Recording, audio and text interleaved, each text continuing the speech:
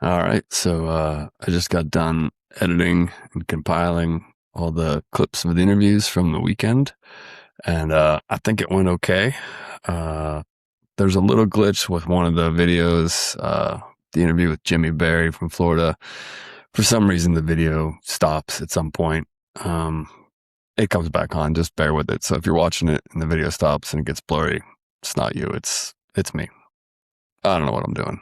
We're figuring this out as we go. But this is my first time not doing it from my basement. So like I said, I think it worked. Some of the stuff was on Facebook live streamed. Some of it didn't work. So this is a compilation of everything together that was recorded. I hope you enjoy.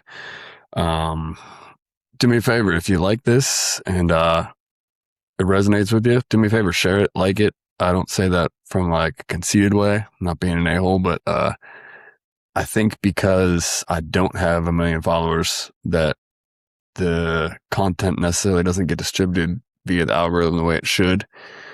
And that is what it is. I've never been in this for the fame and the glory, but if you share it, maybe it'll reach more people so we can defeat the algorithm.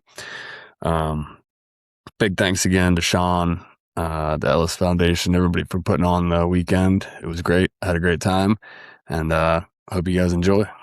Later. Hey, we're live. It's the Eastside Fireman's Chat. Got with me tonight, Rob Ramirez, not local, first-time guest from Florida. What's going on, man? Yeah, thanks for having me on, brother. Oh, this sounds awesome on the headset, dude. Yeah, it does, right? Here we go. Yeah, honored to be up here. Thanks for having me on the show, brother. Thanks. Appreciate you. Let me adjust this camera for a second. There we go. That's better. So real quick, background on you. What got you into the fire service? When did you start? First generation fireman, first generation American. Parents migrated to the country back in the 60s. Had no family influence. I got on the job because of a friend's dad. I've been in the business now. This is starting October 2nd is my 25th year. I work out of South Florida, born and raised in Miami. Did most of my career in the Broward County area, Fort Lauderdale, just north of Miami. And I'm currently a division chief of training and safety in Palm Beach County in the Newtown Jupiter Fire Department. Actually starting a fire department from scratch. Yeah, so my buddy Dan, who we talked about a second ago, where were you before? I was in Margate, which is Fort Lauderdale area, just north of Miami. Okay. And so Jupiter's a new gig. Yeah. So I was working 40 minutes north of Miami my entire career for 23 and a half years. And then now I'm 40 minutes north of Fort Lauderdale. So new career, new job, new stuff, new position. And I'm doing something that doesn't get to be done often in our area, which is start a brand new fire service in a major metropolitan community. What existed there before? They were being serviced by the county for the last 60 years plus. And for reasons that I had nothing to do with, politicians, bean counters, said, hey, we're going to do our own fire department. And they hired a staff of chiefs to do it. I was fortunate enough to be one of the 6 guys they hired. That's sick. And said, hey, here it is. No script, clean plate, do whatever you want. And we've been doing that for the last 16 months. October 1 of this year, we run our first call. Wow. So what'd you do? How'd you start like a staffing model? Like what was your... So we had to build 3 new firehouses. We had to buy 11 pieces of apparatus, hire 112 people, and create policy procedures, uniforms, decals, logos, licenses. We run EMS and fire, so we had to get medical transport licenses, staffing policies. I've mentioned that already, procedures. It is a very tedious process. And I'm going to say this jokingly because if anybody can ever start their own fire department, I say do it. But it is a 1-star rating. I strongly do not recommend it. It is a lot of work, dude. Yeah. I came off a truck. I was a captain on a truck for the last 13 years before taking this gig. So you got had it set. Yeah, I was so comfortable. And I've never worked harder in my life. And I've never learned more in my life. That's true. So it's been great to build a fire department with no holds barred. I get to do what I want, how I want, with the rest of the staff. The chief is super supportive and the town couldn't be better. Nice. It's great.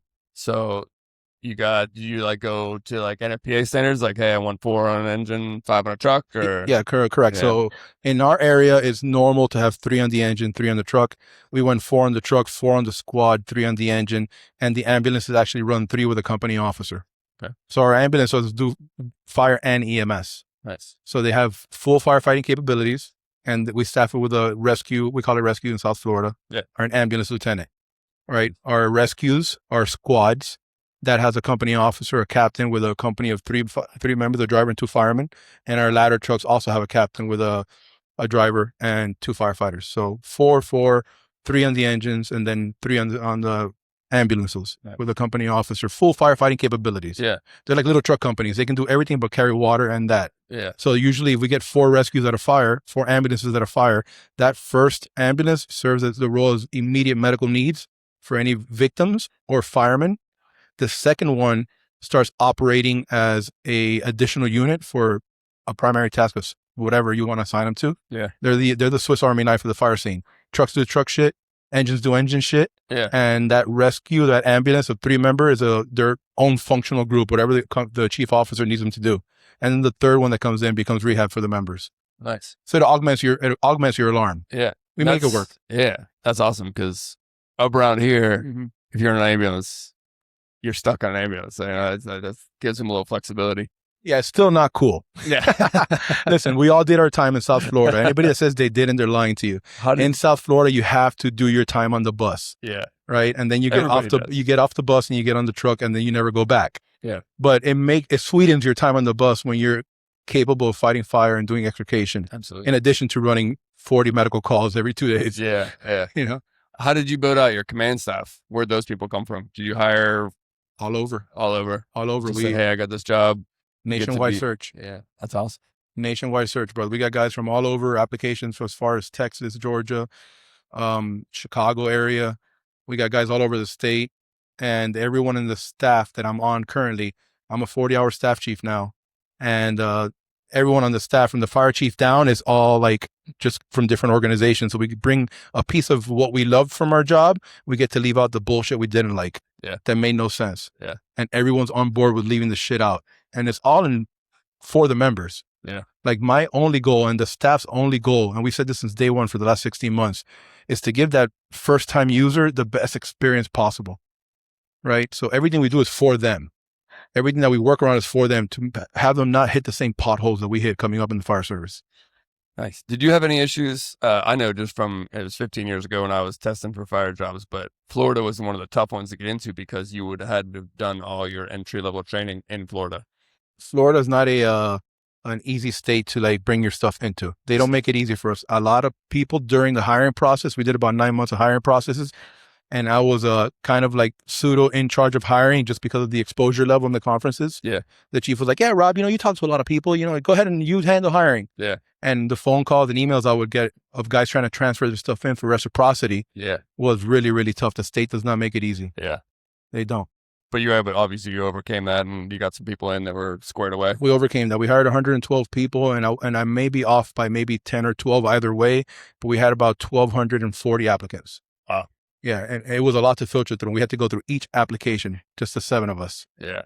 Yeah, no help. We had to hire an additional contract, and the city had to hire an additional contract company just to help us with the hiring process because it was overwhelming for even the city model. Yeah. How big of an area is that in Jupiter? It's 23 square miles, population of about 64,000. Okay. Coastal community on the water. Yeah. We're stuck between I-95 and the ocean on the southeast Florida. Nice. I was just did basic research on you. You got some USAR background too?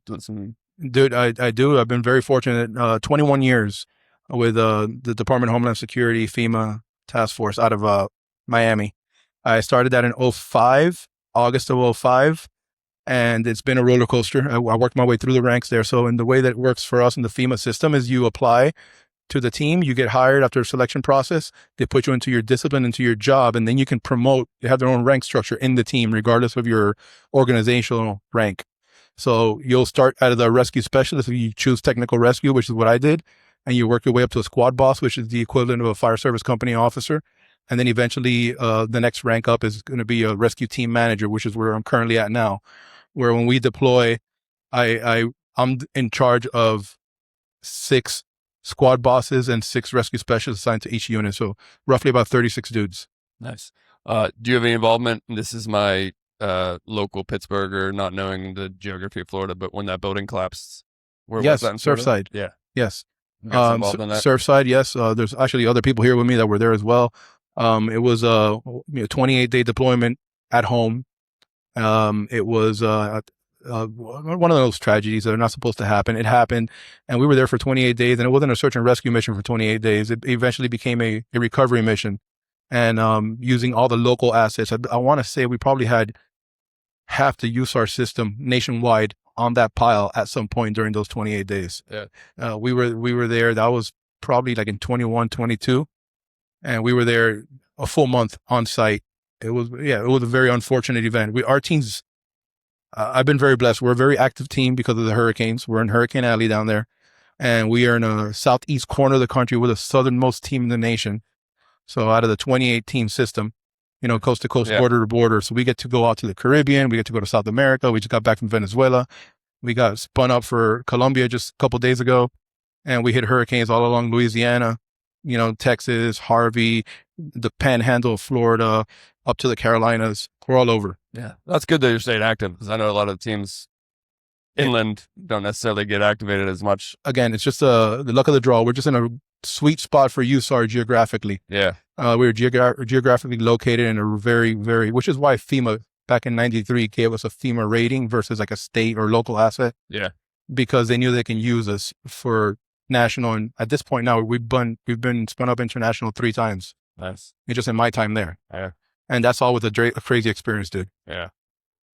So, in Jupiter, taking over, getting things rolling. And, I heard rumors that you got a new training building.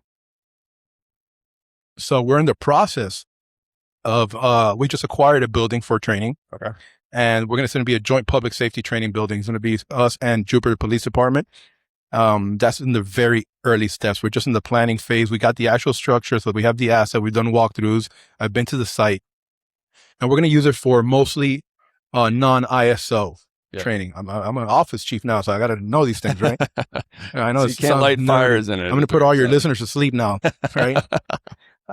So yeah, anything that we can't do in a 3-story or more, 2-acre size facility with a burn room and whatnot, whatever the rules are for ISO, we can do there. So all the indoor stuff, a command lab, an EMS lab, indoor bailout stuff, like RIT courses, right? Yeah. EVOC, stuff like that. We're going to do all indoors there. Classroom space for multi-purposes to give lectures, bring in speakers, do classes, stuff like that. We're going to do all that there. Officer development, hazmat. But we're not going to, all the other stuff has to be done at the actual training grounds. Yeah. Yeah. That's good. We went through that recently. I've been in my department for 14 years, and we didn't have a training building for the first 12, and it was hard. Everybody you brought in, we were throwing ladders against the side of the fire station, trying to get houses when you get houses. But we got a training building built 2 years ago, and it's been game changer. Huge. Game changer. The guys will be out there even when they're not supposed to. It's great. And the amount of company training guys doing it on duty, just go down to the building. Yeah. Do it there. It's great. It's great. Especially if you're a high speed company that wants to get after it. Now you have a place to go that's home. You don't have to ask a second party for permission, and it's great. You can stay in service. You can be in your first due. Home run. Yeah. Home run. I never had that either in my first 23 and a half years. So you're 14 and you got your own. I never had one. Yeah. This will be my first time having my own training center as a training chief. So I don't even get to really enjoy it. I didn't even ask you. What's your official title? I'm a training chief. So my official title is really long-winded and it really means nothing, right? It doesn't. But I'm the division chief of training and training safety and wellness. All right, yeah. That's my job, wellness, which covers all the mental health components and absolutely stuff like that. Yep. So I'm involved in a little bit of everything. And right now, I'd be lying to you to your face if I told you that I didn't also do logistics, EMS, administration, you name it, because we're all multitasking, cross-pollinating across the divisions. Because you got 7 dudes for 15 months trying to build a fire department from behind a keyboard. So everyone helps each other out. It's a great team of people. Yeah. Where'd you guys get apparatus? Did you buy everything new, or did you source stuff used? Brand new. Everything. Brand new. So these guys were high speed. I got hired 15 months ago, so April of 25. This whole thing went down in 23. And they were forward thinking enough to actually in 23 put a purchase order for all these trucks, which was cool and not cool because none of us got a say in what we wanted on the truck. Yeah. And you know how firemen are, right? And I'm still a fireman. My mind is a 13-year captain. Yeah. Right. So when I first saw the trucks, I wasn't blown away by it. These things need some work. Yeah. But we have brand new trucks and we've got to build them out as much as possible and stock them the way we wanted, set them up the way we wanted them. So it was a home run. The town did an amazing job. But firemen are spoiled. We want our trucks customed out, and we want all the bells and whistles where we want the bells and whistles. Yes. You know how it is. That's cool, man. That's awesome. So how many years have you been coming up here to Pittsburgh for the Jimmy Ellis Training Weekend? So third time's a charm, man. Three? Yeah, this is my third year in a row. The people up here have been great. Unfortunately, I never got to meet Jimmy himself, but I feel like I know him because of all of his friends that I'm now friends with. Being up here is a home run. My first year was right around the corner here. I did an 8-hour lecture, and I told Sean I will never do that again. 8-hour lecture. Yeah. Right around the corner here.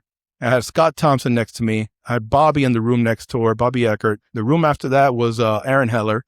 And the four of us were doing 4 8-hour classes at the same time on the same day. It was the longest day of my life, but it was awesome. I met a bunch of amazing people, made what I consider to be lifelong friends. And last year was my second year. I did not do a lecture. We did a hot class and an acquired structure. That was a home run. Home run. We had a blast. A 1-day class sold out, and the building was amazing. The students had a blast. I had a blast. And then this year I'm doing a lecture tomorrow at 1:30-ish. According to Sean, he emphasized on the ish. So it can be anytime between 1:30 or 4:30 p.m. Yeah. Right. And then the next 2 days after that, we're back at another acquired structure which I have not seen yet, but he swears is awesome. And to do a 2-day hot class. So I'm excited, dude. This conference is a home run. It is. So you didn't meet Jimmy. I did. He was a huge mentor of mine growing up, and that's why I feel honored. Tell me about him. I want to hear more. I love Jimmy's stories. Yeah, dude, he's solid. So unlike where you started, Western Pennsylvania in general is like a lot of volunteers. Right. So I started as a volunteer in 2004, Mm-hmm. and when I started, Jimmy was like newly-ish in the city. He was a newer instructor. And so taking a couple classes from him, he was just a stud. Like he just, you can feel the energy from somebody that kind of knows their shit and is very passionate about it. So I looked up to him a lot growing up. And fast forward a few years, I'd progressed in the volunteer department that I was in. And I was taking a class. I just found out that I got hired in the department that I'm working now. It was my first full-time job in the fire service, and he was an instructor of this class, and a couple of these cats called me over at the end, just drinking beers, and like I didn't feel like I was worthy of being in their presence, you know. Right. And one of the instructors was like, "Hey, Steve just got hired. Am I loving it?" And Jimmy was like the first one to be like, tap me up, like, "Hey, man, I'm so proud of you. That's awesome." And I was like, I didn't even know you knew my name. That's awesome. That's awesome. But yeah, he grew up here in the northern suburbs, which is kind of where I grew up. I work now in the southern part of the city. But his wife was a school teacher in the southern suburbs. So she would stop by my firehouse all the time. He would, when he was coming to pick his kids up at school. And probably like 2 or 3 months before he passed, he came and did a forcible entry class. And I actually got to teach with him. And that was like a big deal, right? Like they're like, "Hey, can you help Jimmy?" And like, I could have just been feeding him chunks of wood, and all I cared. But yeah, that was cool. He was a good dude. Squared away, obviously knew his shit, and was a great mentor to everybody in the Pittsburgh area. So I started this podcast like 1.5 years ago, and I had Sean on, one of my first few guests, and we talked last year about the Ellis weekend, and this year we were planning stuff, and he was like, "Hey, do you want to come up and do the podcast?" And I was like, "Hell yeah." Hell yeah. Yeah, so get to meet people like you and Jimmy and all these other guys that are here, and dude, we get to meet people like you, like guys like Jimmy. Make the fire service what it is. They personify, whether they're here with us now or not, everything that's right about this job. Yeah. Everything. All the bullshit we deal with throughout your career. It's ups and downs. That flow of the fire service that happens to everyone's careers. Those are the guys that keep it afloat. Yeah. And their legacy will live on way longer than that. You and I are having this conversation today because of Jimmy. Yeah. Right? Not because he died, because of how he lived. Yeah. How he lived created this conference, not how he died. Yeah. Right? So all of us are here today, getting better at this job, learning something that tomorrow we can apply on a call. Save ourselves or save somebody else's life because of Jimmy, the way he lived his life. And there's guys like Jimmy across the country. Yeah. And we got to celebrate those people because they're what make this job fucking awesome. Yeah. I never met him, and I feel like I know the man. And the reason I have friends now in this part of the country is because he lived his life the way he lived it. Yeah. So lucky you, man, that you got to spend time with him on the training ground. Yeah, man. That's awesome, man. Awesome. Well, we appreciate you coming and sharing your knowledge with us and hanging out. And It's my honor, man. It's awesome. Again, like, how you felt like, you mentioned you felt like you were undeserving of having that first drink with Jimmy and those guys. I'm still, every time I come out to a conference, I feel that. I'm like, what am I doing here? What do I have to offer? And I just want to give 100% of myself every time I'm at one of these events, because everyone here deserves it. And I was here in their shoes for years before I ever got an opportunity to talk for 5 minutes. yeah, Right. And when you're full of passion, just like you are with your podcast and you are with your job, and you get that freaking medium to get that information out there and meet like-minded folks and impact the fire service any which way, shape, or form you can, man, it's a fucking gift. Yeah. Right. So I appreciate you having me on, brother. And this is a home run. You keep doing it, because through this medium, you're going to save lives and change lives. I promise you that. cool, man. Hey, thanks so much for coming up. Awesome, Pleasure brother. meeting you. And Likewise, keep up the good work, man. yeah, Awesome. Congrats on the podcast. Thanks, dude. Thank you. Nice to meet you. Nice to meet you too. Likewise. So we're live. We're at social event. It's Jimmy Ellis Weekend. This is Eastside Farmers Chat. Got with me Sean, who is obviously responsible for all of this. Not me, it's Jason. Yeah. He's giving you credit, Jason, for everything. Yeah.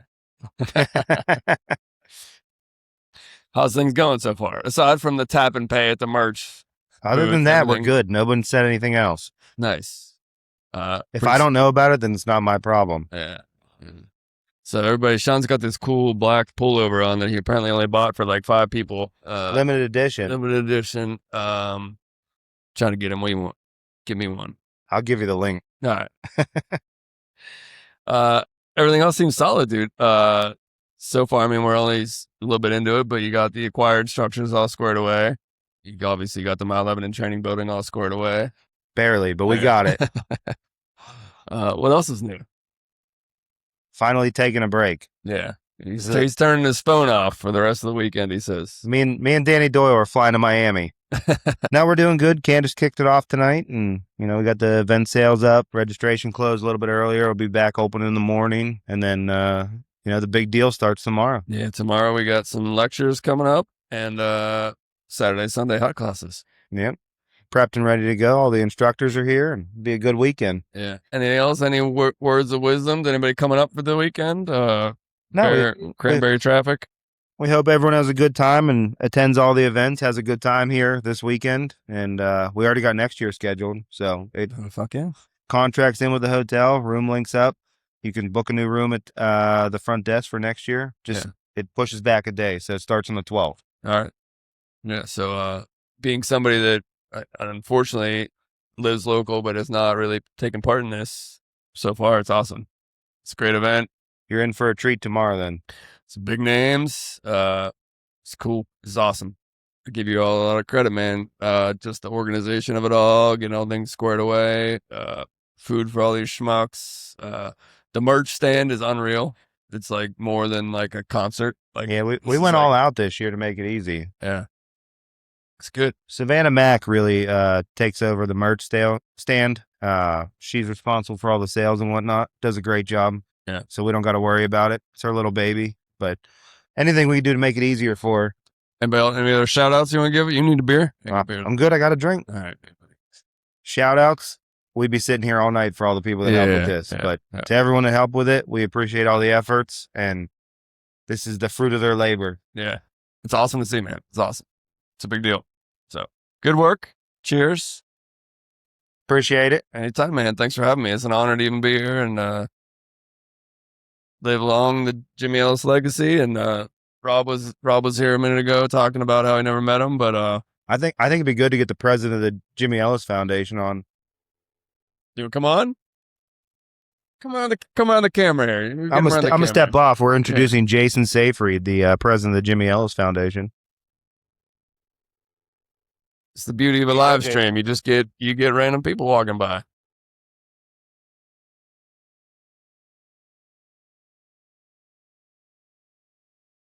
Jason, nice to meet you. My name's Steve. Nice to meet you. Are you related to the the boy that just graduated the academy at Dan Bar's child? That's my son. Nice, man. That's awesome. Yeah, thank you. Proud? Yeah, very much so. Nice. Yeah, Nice. yeah, very exciting. Seeing him grow up in this field, and For those watching, they just did the 50-50. So if you heard yelling in the background, it's just a bunch of drunk Ginzers probably won $50. and I'm not yelling, so it's not me as the winner. Yeah. So I don't know you at all. Just met you 2 seconds ago when Sean handed you the microphone. You obviously grew up around here? I did. I grew up in Cranberry, but I've lived in Mars, Adams, for the last 26 years. Nice. Yeah. Friend of Jimmy's? Friend of Jimmy's. My connection with Jimmy was I joined the volunteer service back in 2000, and Jimmy was at that time lieutenant for the city of Pittsburgh, but he was like our go-to person for training. Yeah. So I joined, got to know Jimmy pretty well. For the last about 7 years of Jimmy's life, he was my vice president. I'm the president of the Adams Area Fire District. Okay. So he was basically my right-hand person.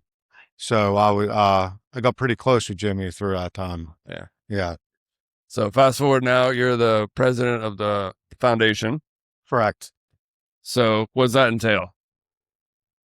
Honestly, Sean handles everything. Yeah. I mean, without Sean doing this, it wouldn't be what it is. The way the whole thing evolved, it wasn't even about this, but it turned into this. Yeah. I think everybody felt lost without Jimmy, and we're like, we got to keep his legacy of training and teaching alive. So I started the organization and pulled in friends, and it started as, hey, what we'll do is we'll help fund firefighters who can't fund to take training themselves. Okay. Or if they're at a department that just doesn't have that funding. Yeah. At that time, Sean was trying to get the Butler County Fire Chiefs summer training weekend to get a little bit bigger.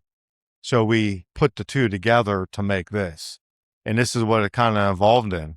So it's huge. I mean, yeah, Jimmy would love, like, he wouldn't love all this being named after him, but if that's what it takes to train, then yeah, he would love it. Yeah. So it's great. You still involved in the fire department? Yeah, I'm just, I'm not a firefighter anymore. I'm in company end.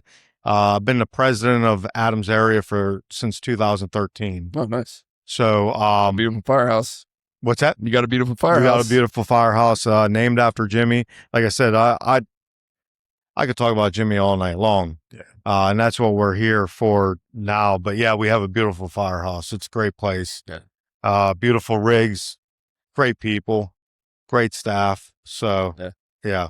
So your son joined like as soon as he could? 14, yeah. Yeah, he grew up in the firehouse. Like I said, I started in about 2000, and he was born in 2005. So he literally was in it from the time he was born. Yeah.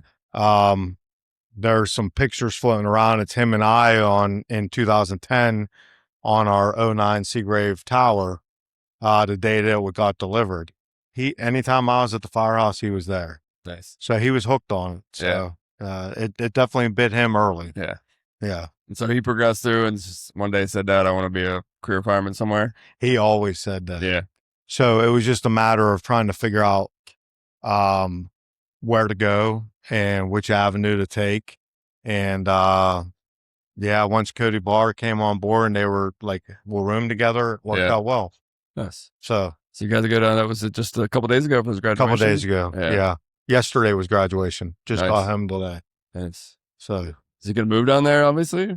He does live down there now. Okay. Yeah, he moved there in January. He lives in that area. So yeah, it's exciting. Cool. Things travel fast, or time flies by. Yeah. So it's great. Cool. Hey. Yeah. Thank you very much for taking the time to chat. Yeah, thank you. Anytime, dude.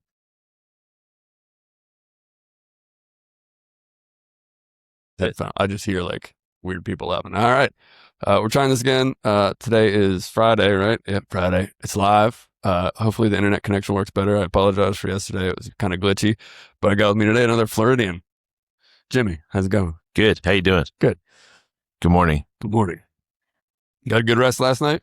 Yeah, it was good. Yeah. Good travel day. And up here in Butler, well, we're in Cranberry right now, right? Technically, Yeah. This is cool. Really good conference. A lot of good people. How many years have you been coming here? This is our 4th year. Fourth. Yep. Right. So usually we do CAN Confidence. And this year they had asked us to do a different one, so we're doing some forcible entry, live fire. Yes. Just for the people listening, what's the company you're working for? Like professionally? Well, the training company that you're the training company is Ven Enter Search. Yeah. So we're out of Orlando, Florida. We have cadre all over the United States, and our popular class is CAN Confidence. Nice. Yeah. So you work in Orlando? Yes, I work for Orange County Fire Department, which is the 3rd largest department in the state, behind Jacksonville and Miami. Nice. Yeah, it's pretty good. You've been there a while, right? Yeah, 25 years. Ooh. Yeah, long time. Yeah. You guys got retirement? We do. Yeah, we have, you can do 25 years, and then you can leave at 75%, or you can go into the drop. You can do 30 years, whatever. It's kind of flexible. Yeah. Yeah. So I don't know what I'm going to do. Got time to figure out. Most people from here, when they retire, they go to Florida. So, oh yeah, I might leave Florida. It's really hot. I think it's like 200 degrees there right now with like 1,000,000% humidity. Yeah, it's pretty bad. Yeah, we bitch about it when it's like 90s here. Yeah, well, it sucks. Yeah. So taking back, just for people that don't know you, how'd you get into the fire service? My uncle's a fireman up in New Jersey, okay. And I thought that was a really cool profession. Watching Backdraft, as cliche as that sounds, thought that was really cool. And then, always want to be a Ghostbuster, but you can't do that in real life. So the next coolest thing, riding around with a truck with lights on it and shooting stuff and breaking things, was being a fireman. So I was like, yeah, it's pretty awesome. So I think I got hired when I was 18. Nice. Yeah, right out of high school. Had my son, and then started my career in a really, really busy firehouse on a tower ladder, and just worked my way through that. And here we are 25 years later. Yeah. It's pretty cool. Nice. So at what point did you realize you wanted to teach and instruct? And I had always been really big into like spreading the craft, and at first when I first got on the truck company, I was just trying to absorb everything and be a student of the job. And as I went on, maybe like 10 years, I got promoted to lieutenant in 2009, and then I was like, I'd like to like give back and kind of like help the newer truck guys come up that way, So I started teaching in our department, our special operations division, and then I had met Eric a few times before, and we started talking and collabing about stuff, and then I kind of took off with him around 2015. Yeah. And then Ven Enter Search, we used to be just a website, just where guys would go in there and it was like articles. Articles. It was started by a couple guys from Orlando and Winter Park, and they would put, like, what do you have in your bag, or just little tips and tricks. And then all of a sudden the CAN Confidence came out, and then it turned into a class, and then it's just exploded. So it's really cool. We're in a different city every month pretty much now. Yeah, I was gonna ask how much you're traveling. Yeah, it's a lot. I'd say, it's probably a different city every month for probably 9 months of the year. Yeah. It's a lot. Yeah. I always have to thank my wife for letting me do my little hobby. She's very supportive of that. Otherwise, like, I got all this money set into all this stupid shit. My wife's yeah, gotta have the supportive wife. So one son, any other kids? I have a son and a daughter. She's in college right now playing volleyball. Nice. And my son's just got out of the military. He's up in North Carolina. Oh, nice. Yeah. It's pretty cool. So we're empty nesters. So we're dating again. That's awesome. Mine are 9, and I got 2 twins that are 6. So yeah. I'm still in the thick of it here. Oh yeah, you got a while to go. Yeah, I got here a little late this morning. I had to drop them up at grandparents' house. So come and talk to firemen on my I'd give anything to have them at that age. It is. It's I think about it a lot. Like, as frustrating as it can be, I'm just like, enjoy it now, because it's not gonna last forever. No, it goes fast. Yeah. But I will say, like, hanging out with the younger firemen and teaching and stuff like that, you're still kind of babysitting anyway. So. Yeah, but it's fun. So you stayed your whole career in Florida? Yes. Yeah. So I was talking to Rob earlier, just through my search like 15 years ago when I was looking different career jobs. Florida is the tough one to get into because they know reciprocity. No. You're pretty much, which is like, it can be good and bad. I feel like most departments, like big cities that people want to go to, like, you get hired with them, and then you go through their process, you go through their academy, learn how to be a fireman under their wing. and then you're on the job, right? Where down in Florida, you go to an academy and then you have a cert and then you can apply like anywhere in the state. Yeah. So I don't think they're changing that. Our department actually puts on its own fire academy, and is state certified. So like if you get hired with Orange County, you can go through, they'll put you through the like standards, then orientation, and then you're on the job. Yeah. So it's getting a little different. But yeah, it's definitely there's no reciprocity there. Yeah. So you said you have a cadre from all over the country. I met your one buddy from Casper. Yeah, Chandler. Yeah. Anybody else from random parts? We have 2 guys from Idaho, Ben Rosenbaum and Steven Tyler. And then we have a guy from Fairfax. He just got here this morning. Yeah, he's a cool dude. Yeah. And then we have a lot of guys spread out through the Orlando area. Nice. Yeah. So traveling around, teaching, getting to see all these little different departments.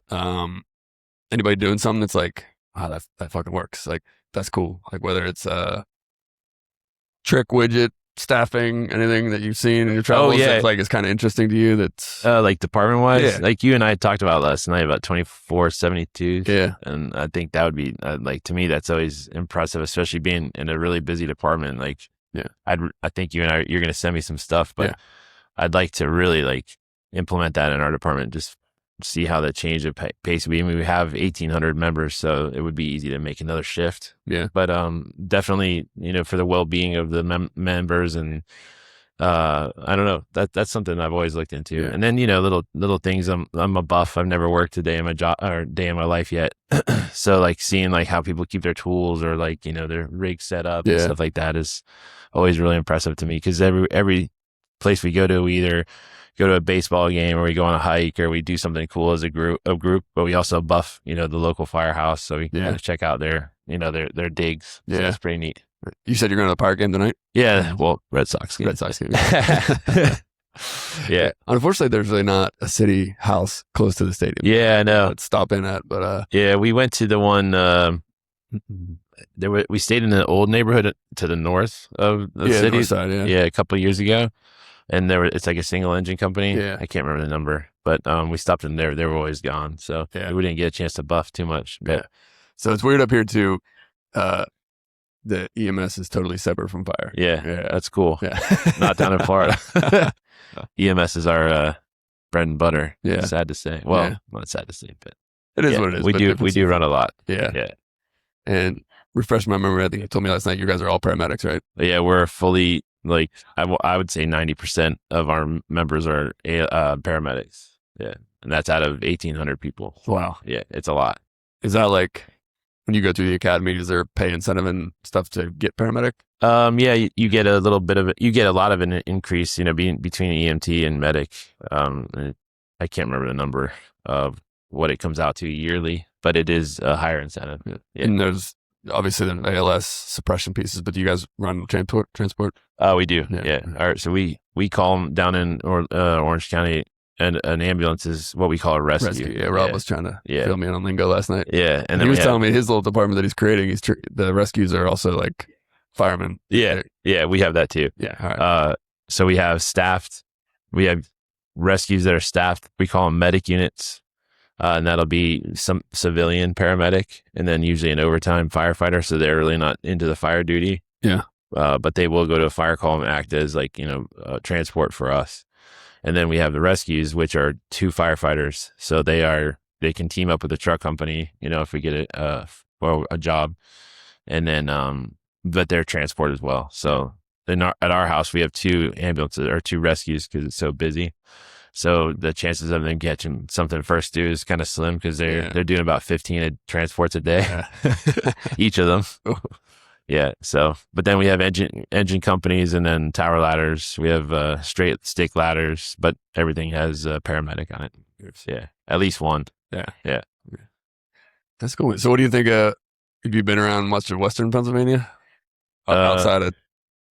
No, not this is like as far as I've gone west in Pennsylvania. Yeah. I think Butler and Cranberry and then Pittsburgh. Yeah, that's about it. I mean, we've only really been east. I was trying to do a Gettysburg trip this year, but Robertson was talking about going.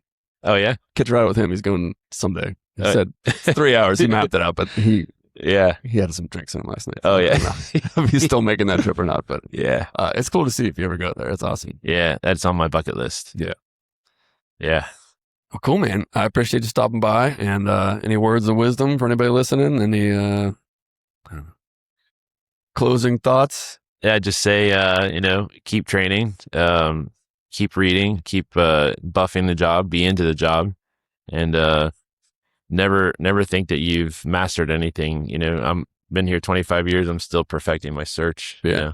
And I think it's important that, we pass that on to the newer members as this generation changes, to keep them into the job and to keep the sanctity and tradition and respect of what the job is. We could pass that down. Yeah, I think that's huge. I think that's a big part of what this conference is about. Yeah. Jimmy stood for, the other Jimmy. And we appreciate you guys coming. Yeah, it's dude, awesome that we get some companies like Vendor Search and all these other guys here. It's cool. It's awesome. This is one of our favorites, so we love it. Yeah, man, keep coming back. It's a good time. We'll for sure. give you a break from the heat. Yeah, it's a little warm out there right now. It's humid today. All right, dude, I appreciate it very much. Yeah, thank you. Anytime, dude. Thank you very much. Like a sheepdog. Yeah. Dog. All right, so we're back. We're live again from Jimmy Ellis Weekend. Honored to have with me Ray McCormick. How are you, sir? Nice to be here. It's a great opportunity. The place is packed. It's my first time here, and just did the keynote. And Jimmy was a special guy, and it's just a great living memorial to him. Yeah, it's great. Yeah, I listened to a part of it. It was very good. I like the part about finding your spark. Yep. So one of the things about that's a chapter in my forthcoming book, True Values of a Firefighter. And like I said in the class, I felt like I found my spark. It was several years. I was on the job already. I was in ladder 24 as a firefighter. And a very simple thing happened. One of our guys came back from a detail and bragged about how well this other truck company was organized, their compartments. And I instantly knew that was not us. And so we had this long traverse cabinet that went from one side to the other. And every time you pulled some specialty tool out of it, two more fell to the floor on your feet, So it was prime for a little rehab. So I got permission from the captain and got some plywood and 2x4s and stuff. And I built a 4-part shelf in there, both sides, and tried to organize not as much debris. And once I did that, I said, you know what, I'm going to do the whole rig. And around the rig, and our saws would bang around. I built a thing for the saws. I built a thing for all our electric cables. Just went around the whole rig. And it was all out of plywood, nothing special, because it's hard for people to believe, but rigs weren't really outfitted like they are today, with all the shelving and specialty items that just hold your tools in place for you. So anyway, that to me said you could do more than just come. Now that doing more always was available. It just, I don't know, it coalesced into, I'm not just here. I can do more with the firehouse. I can do more to contribute to the company. And I had always liked to write.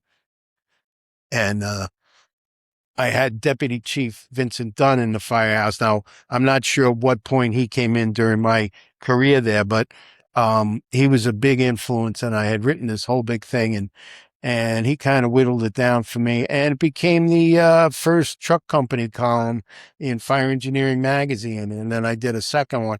But the spark was that simple realization that our rig was not as good as somebody else's, and we needed to up our game. Yeah. And I didn't have any special carpentry skills at all.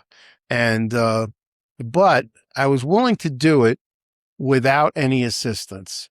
I did get help, but I didn't necessarily seek it out. And I think that's also an important part. Yeah, you may determination. You may not get support from people you work with for whatever it is that you have discovered about yourself.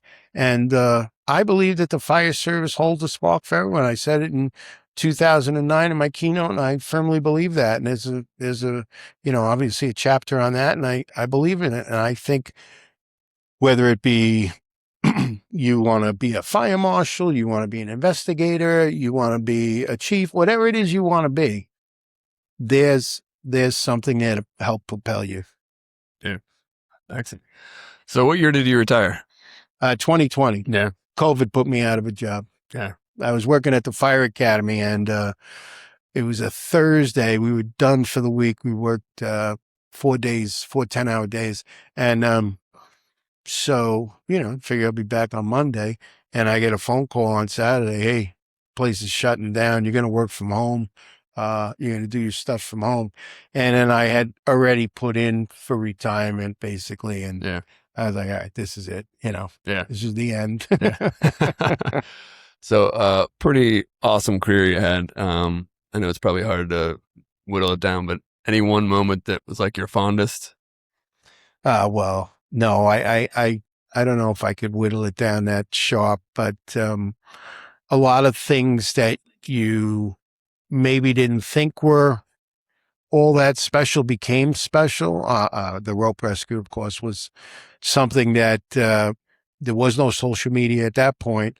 I remember I worked the second day, I worked the next day, and, it was on the nightly news and everything.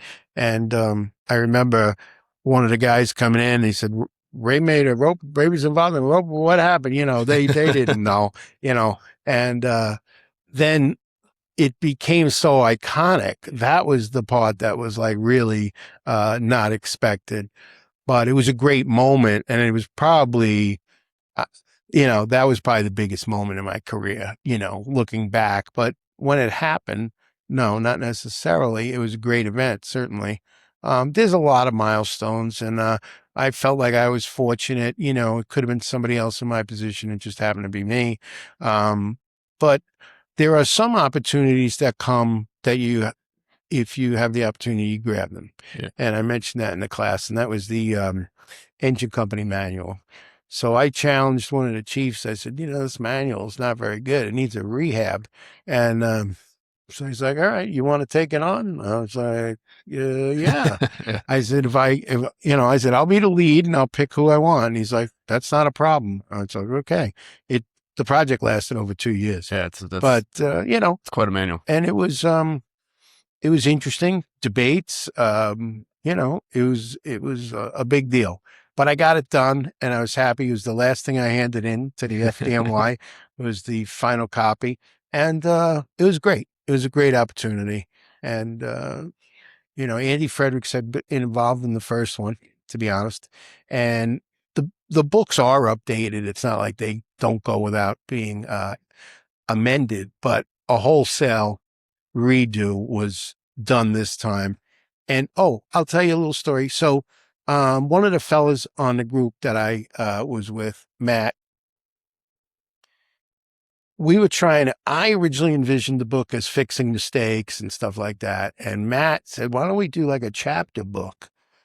And I thought about it for a while, and I was like, oh man, that's a great idea. And that was like the linchpin to building the thing, was that one sentence of who saying, let's make it a chapter book. So we had like the apparatus, the engine officer, the back step. So these are all separate things that were assigned to the other writers. And, we collaborated on all of this stuff, but you never know where the good idea is going to come from, and to me, that was the thing that put us on the right track. And, I'll always be thankful for that. And, I had some other fellas that I had picked, besides the people that came on that couldn't come on for other reasons. And they were regretful, but they couldn't, but I had a good, I had a deep bench, as Frank Lieb likes to say. I had a deep bench to pick from. So, we put it all together. It worked out nice. Yeah. So retirement now, most guys who retire from the fire service find themselves busier. Still traveling a lot. Obviously you're here. Yeah. Well, I mean, I don't know if you could be busier as retired because there's no scheduled work to go to, but I do try and keep busy. Whether it's going to conferences or, I'm involved with a nozzle company called Hen Technologies. And so that's been very interesting. And, I have some other irons in the fire, and I like to keep a lot of plates spinning at once if I can. And it's great. It's great. The fire service is still great. We had a little bit of discussion on this last night about firefighters are there for 20 years and they don't think of anything they can do when they leave. Yeah. I've told a few guys that I worked with, I said, do yourself a favor. Try and get something while you're here that you can do when you leave here, whether it be in the fire service or some other related thing that you can do that you like. It takes a little effort. My thing was always the fire service. That was my side hustle, if you want to call it that, I had some part-time jobs, on the side, but nothing really. The fire service became my thing. But I didn't really do that much until I had like 20 years. I first went to my first FDIC I ever went to. I had 20 years on the job, and I had written for them for about maybe 7 years prior. I tell my wife, how come they never asked their authors to go to this thing? Timmy Collette asked me to go. He was one of my firemen, and he asked me to go be part of the live burn team with Mike Lombardo, and that was a classic group. And that's how I got started. Yeah. So speaking about Jimmy Ellis in the weekend here, did you have an opportunity? Did you teach with him? Yes. Yeah, back. Mhm. Yeah. Yep.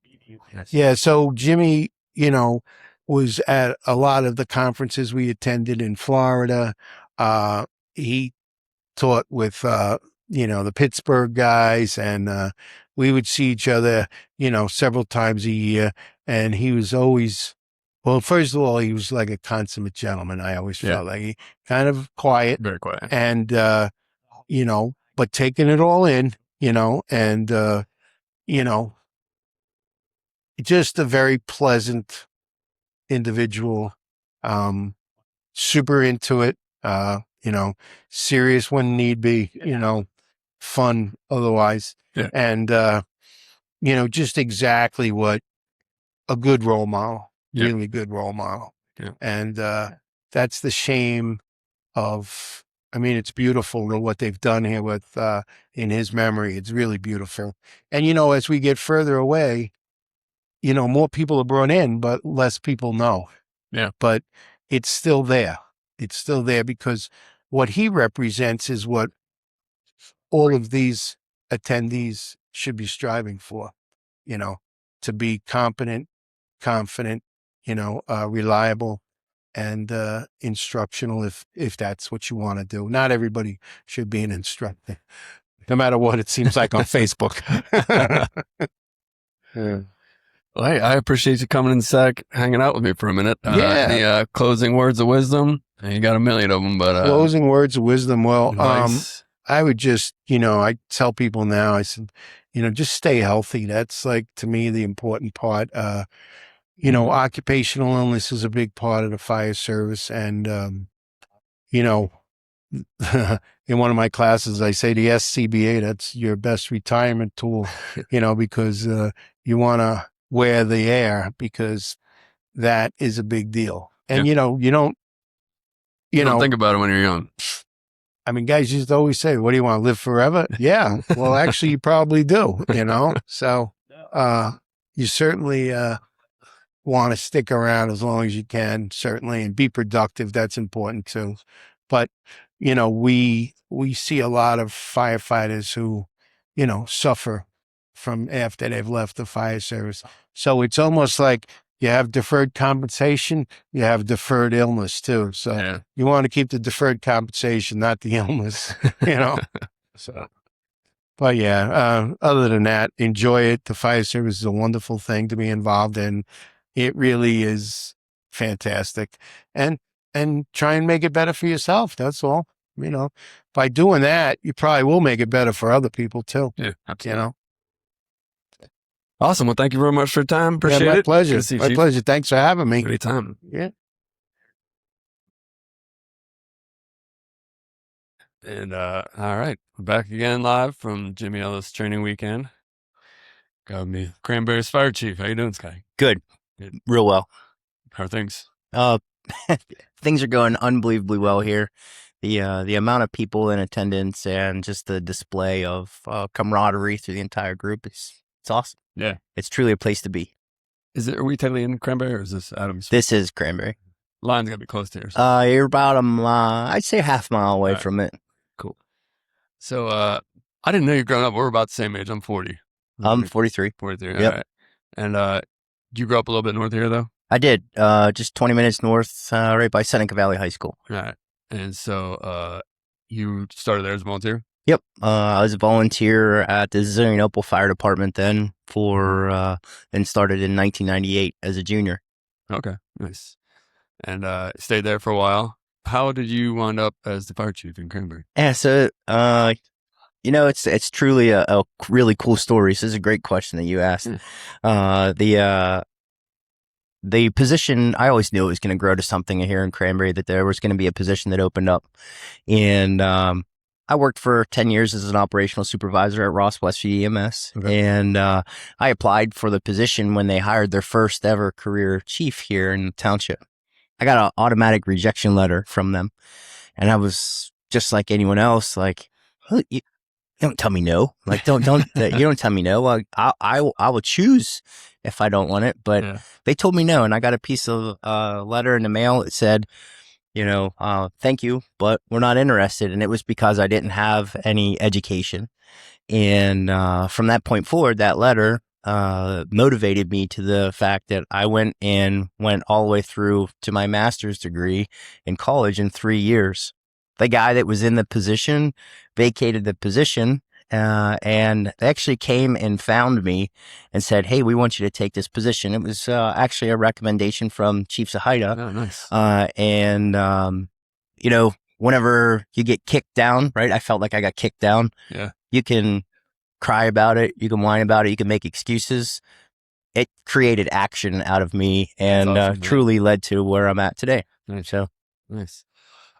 And I know just from my experience, I joined as a volunteer in McCandless. You've done great things because we don't interact with you that much unless, the Westinghouse building was on fire or something. But I remember back I joined in 2004. I mean, I don't want to say it was Helter Skelter, but you guys are like anybody else. Different apparatus, different ages. I mean, you've done a great job. I mean, your trucks all look beautiful now. You've kind of revitalized the fleet. yeah, Was that under your watch? it started just prior to me getting there. They did a large fleet consolidation, standardization, and what I really like is the standardization piece, honestly. So we have 3 fire engines, one's a reserve and 2 front lines, and all of the pumps are identical. Yeah. So you learn one, you learn them all. Yeah. We're getting there, Marlon. We're getting there. We're trying. Kurt, if you're listening, take notes. That's awesome, though. Yeah. And your call volume has gone pretty much to the roof in the past decade or so, right? I mean, yeah, it's been a steady increase. We are the busiest volunteer firehouse in Butler County. Yeah. And I'll tell you that the folks really enjoy coming here to Cranberry because they get to take some of their training, they get to take their education and get to apply it pretty regularly. We've already had 3 calls today. Last year at this event, we had 8 calls in the 8 hours. Yeah. So our staff that signed up for the event really couldn't even sit here all day long. But hey, it's what we do, right? Yeah. That's why we're here. Yeah. So it's still 100% volunteer? So yeah, it is 100% volunteer. Myself as the only career firefighter in the township, and we have several other folks that work for the Department of Fire and Emergency Services. Okay. We have an admin, we have a training coordinator, and we have a risk reduction coordinator and myself that comprise of the township staff that support the volunteer fire company. Gotcha. How do you guys work your staffing then? Like you mentioned signing up for this event. Do you use a software platform or anything, or they work shifts, or kind of explain that to me? We do. So we have a stipend staffing model, and that stipend staffing model is comprised of a 24-hour rotating day with 4 shifts. Our folks can get into our scheduling software it's Red Alert is what it's called. And through that software, they sign up and they vouch they're going to be there for that set period of time. And then they get a stipend. There's a specific pay for the weekdays, specific pay for the weekends and holidays. So it all changes a bit based off of our need. Our staffing does really well, honestly. Our stipend staffing, every month we look at statistics. We review them just like anyone else. Our Monday through Friday daylight staffing is general, or daylight and evening and overnight is usually 100% of minimum staffing. What's the minimum? It's at least one firefighter and a driver, but it's always, almost always more than that. And then on the weekends, we bounce around in the high 90s. And there's a pay differential there because we saw that as a vulnerability. So we bumped up the pay associated with it. Nice. It's not a lot of money. It's just something to incentivize you to be there. We need you to be there because if you're not staffing your firehouse, we're not fixing a problem. Yeah. So nice. How many volunteers do you have? I would say right now we have 60 brigade members, actual firefighters. Nice. So and they all have to be firefighter 1 to qualify. Is there do they have to live in Cranberry? They do not. You can live anywhere you want. As long as you come and meet your minimums. Yeah. That's all we care about. I don't care if you live in Florida. What's how much do they have to do? So it's, if I can recall correctly, it's 24 hours of shifts per quarter. Okay. And then also there's training. You need to make sure you're participating in training. That can either be done on shift or it can be done on Tuesday nights whenever we have our regular scheduled group trainings. Yeah. That's one thing I don't want to say we struggle with in Element. We have a traditional Monday night as our night, but do you guys get a lot of people for that? We do. Yeah. We do. It's been the staple, and it's the truly organized one. But you're allowed to be there. Like, let's say you're pulling lines on a random Wednesday evening. That counts for your training. So you can do all of that while you're on shift and get your stipend. Nice. And we do get probably around 20 or so people, maybe more, 20 to 30, for a Tuesday night training event. Nice. Culture-wise, you guys seem pretty squared away. I met Jay Brooks. Yeah. He's a Dormont guy too, but he applied at Lebo and tested and came to ride along with us. And I had no idea he was a member up here. Yeah. He was like, I drive all their trucks. I was like, oh, really? When'd you get that training? He's like, up there. They gave it to me. Yeah. Like, wow, that's cool. So he was just speaking. I mean, you guys seem squared away. I mean, guys always look professional. Shit's always clean.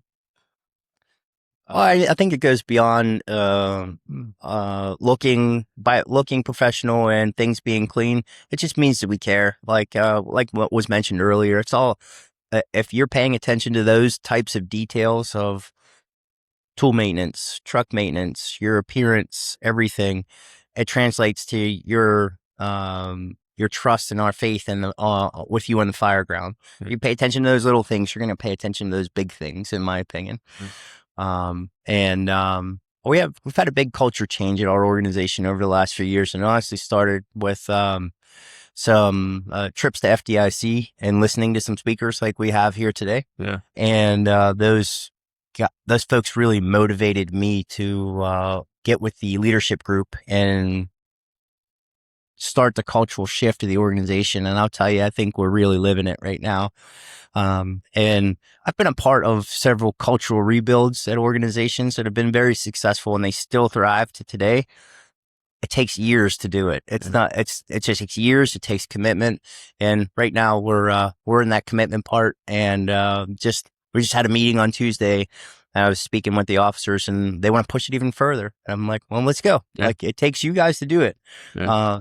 Just as Ray McCormick said this morning, I think it was, I'm sorry, it was Candace last night. She said, it starts with you. It starts with the person on the bottom. Yeah. I can say it all I want from the top, but if I don't have buy-in from the bottom, it's hosed. Yeah. Yeah. No, 100%.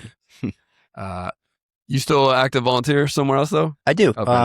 Yep. Harmony. Harmony. Yeah. So the Harmony Fire District is a merger that was the Zillionople Fire Department, and the Harmony Volunteer Fire Company is now the Harmony Fire District. And that's where I started. And every Thursday night, I still staff the firehouse down there. Nice. I don't really respond to calls from home a whole lot unless it sounds bad. But also, I'm responding as Chief 21 because we're on every one of their boxes. But the fact is that I was very invested there, and it's my community. Yeah. So I go there and I enjoy my time. If I have to draw a line somewhere in the sand of like where I get me time and fire department time because I can easily completely consume every hour of my life with it. So I just have to say, hey, I need me time. And they understand that because I could easily be at the firehouse every day, all day between both fire stations. They're both very busy. Nice, man. Well, that's cool. I appreciate your time. What are you got on tap for this weekend? I'm essentially in charge of the meals. Oh, okay. Yeah, we're sitting through lunch right now. Well, it's funny that you're in charge of meals and we're missing lunch. The ballroom setup was all me. That was my thing. That looks sharp there, dude. Thank you. I'm very proud of it this year. I think it looks fantastic, and I'm already thinking about what to do for next year. But I'm not going to tell you what that is. It looks like a lot of work, man. I was looking at all that stuff you moved into there. That's a lot of shit in there. And then the rest of the weekend, I'll basically be hopping around the sites here, and then also coordinating lunches and logistics for the sites. Nice. Did you guys just kind of stumble upon some of the sites, or has this been? I mean, it was kind of calculated. Connor Mack, who works for the coach department, knew that these homes over here on Franklin Road were going to be torn down. There's so many in a row that it's literally perfect. You make a right and a left, you're there. And for this event, it's amazing. We'll probably never have that opportunity again. Well, I guess I can't say that because last year it was literally go down the street and you were at 5 houses. You're still fortunate. You still have like a little bit of a developing community. Like where I'm at, it's built out 100%. Like, there's no chance of a house really. And if there is a house, there's one on either side of it 5 feet away. So cool, man. Well, I appreciate you taking the time. Don't hold it back from lunch. And any words of wisdom? Anybody try to encourage somebody to come to this next year? That's why we're kind of doing the live streams to try to showcase it a little bit for those that maybe couldn't make it up or weren't sure. I tell you that this is one of the things that Jimmy was really passionate about was being outside of your comfort zone, outside of your community, out in spaces where you can meet people. Even the social events are extremely important just to get to know someone, become friends, learn some new things, learn some different tactics, learn from some of the best in the business. If you are ever hesitant about coming, come to just listen. Come and listen. Come meet some people. You don't have to come here and do anything physical, but just even the part of meeting people and having great conversations is really what develops you as a person, as a firefighter, and the knowledge that you can take home and give to others and mentor them is huge. It's absolutely huge. I tell every one of our firefighters that goes to these events, come here, learn something, bring it back and tell me about it. Because I want the rest of the organization to learn from what we just invested in them. So. And this is huge. I mean, you're not getting anything like this on the East Coast, really. Talking to some of the guys from Venner Search and stuff, and I was like, "Do you go anywhere else on the East Coast?" And they're like, "No, this is as far east as we go, Pittsburgh." But other than going to FDIC or some of these other bigger ones, this is becoming quite an event. So hats off to you for helping organize it and all the stuff work you do. So thank you. Yeah, man. I appreciate you spreading the holy word and the gospel. We're trying. And back to your point of being outside your comfort zone, this is definitely outside for me. I've been recording most of these episodes from my basement. And they're like friends of mine or people that are friends of friends. And so when Sean was like, "Do you want to come do this in the middle of a conference room?" I was like, "Sure. I think I can make it work." But pulling some people in and talking and making new friends. So absolutely. Cool. So thank you very much. Thank you. Appreciate your time. Yep. Thank you. All right, we're back live from Jimmy Ellis Training Weekend. Honored to have with me Bobby Eckert. How you doing, man? How you doing, man? Thanks for having me. Oh, my pleasure. Appreciate it. World's biggest Penguins fan here. We love the Penguins. Everything they've done for hockey. It's it's basically pathetic how they just take dives every game. But the Flyers beat them, so it's no big deal. So, how many years have you been coming to the Ellis Weekend here? This is my third year. So I First year I did the lecture series on Saturday, and then last year was our first time doing hot, and then this year I'm back doing hot and lecturing this afternoon. So Nice. Yeah, looking forward to that. Taking a class tomorrow, the limited staffing one. yeah, it's going to be a good time. We're excited for it. The guys are out there right now setting it up, so it'll be good. Just focus on honing your skills, getting more confident with tools, equipment, movement on the fire ground is basically what it is. So like when it's never about like how many firefighters are there. It's more of if you're there and you know what to do. It's amazing what a couple well-trained and confident and competent firefighters can do on a fire ground. Yeah. So you work in Camden. I work in Kansas City, New Jersey. Yes, sir. And I kind of knew a little bit of your backstory from following you on social media and stuff. But as part of this podcast, we like to get to know people a little bit. Okay. So you started as a volunteer, was it in Collingswood? Yeah, Collingswood. So my dad was the career fire chief in Collingswood. I started as a volunteer there. I'm a life member of the fire company to this day. They have a career staff. I worked there for a couple of years. I wanted to be a city fireman. And my mom worked for the Camden County Sheriff's Department in the city of Camden. And my dad would take off on Fridays to pick her up from work. And Camden at the time had slime green fire engines. And I thought it was the coolest goddamn thing ever. So kind of the attractions, the town next door to me. And it's a busy place to work. So Yeah. So you get in there as a career firefighter. You promote. I've been a captain for 10 years. 10 Yes. years. All right. Yes. At what point did you decide to start Eckerd Fire Tactics?